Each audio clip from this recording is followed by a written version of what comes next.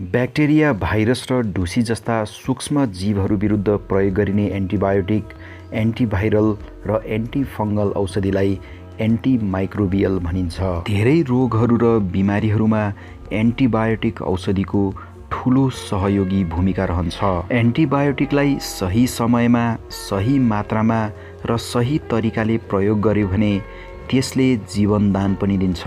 तर विश्वभर र नेपालमा पनि एन्टिबायोटिकको गलत प्रयोग गरिआएको पाइन्छ। सामान्य रुगाखोकी वा सामान्य अरू रोगहरूमा आफ्नै तरिकाले एन्टिबायोटिक किनेर खाने, फार्मेसी र औषधि पसलमा गएर चिकित्सकको सल्लाह बिना नै आफैले एन्टिबायोटिक किनेर खाने र चिकित्सकले प्रेस्क्राइब गरेको एन्टिबायोटिक आफ्नै हिसाबले बीचमा नै खान छोड्ने जस्ता गलत प्रवृत्तिहरू नेपाली समाजमा व्याप्त रहेको पाइन्छ।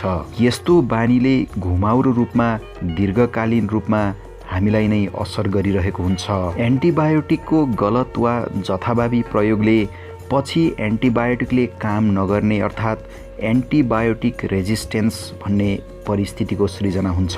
चिकित्सकको सल्लाह बिना नै जथाभावी एन्टिबायोटिक प्रयोग गर्ने मानिसहरूलाई पछि रोग व्याधि बिमारी पर्दा औषधिले काम नगर्ने र सामान्य रोग व्याधिमा पनि ठुलो औषधिहरू प्रयोग गर्नुपर्ने स्थितिको सृजना हुन्छ, जसको कारणले रोग निको नहुने वा निको हुन साह्रै नै गाह्रो हुने र बिरामीले ज्यादै नै दुःख खेप्नुपर्ने स्थितिको परिस्थिति आउन सक्छ। यति भन्दै गर्दा एन्टिबायोटिक प्रयोग नगर्नुस् भन्ने भन्न खोजिएको होइन।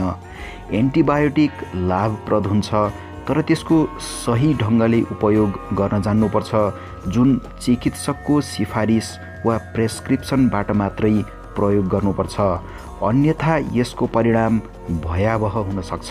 त्यसैले एन्टिबायोटिकको जथाभावी आफ्नै ढङ्गले प्रयोग नगरौँ।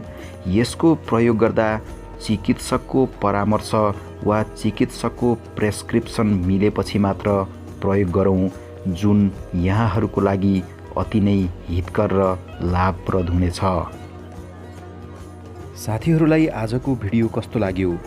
यस्तै रोचक भिडियोहरूका लागि हाम्रो च्यानललाई सब्स्क्राइब गर्न नबिर्सनुहोला है। साथै यो भिडियोलाई लाइक, कमेन्ट र सेयर पनि पक्कै गरिदिनु हुनेछ भन्ने आशा राख्दछु।